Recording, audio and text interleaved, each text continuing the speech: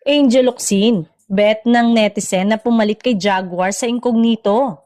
Matapos ang mainit na usapin tungkol sa pagkawala ng karakter ni Jaguar o ni Baron Geisler sa incognito, tila may bagong pangalan na pinag-uusapan ng mga netizen bilang kapalit.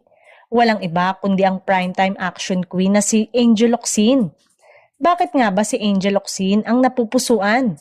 Matapos mag-viral ang nalalapit na Incognito Season 2, agad nagpasiklab ang mga fans ng kani-kanilang mga bet para pumalit.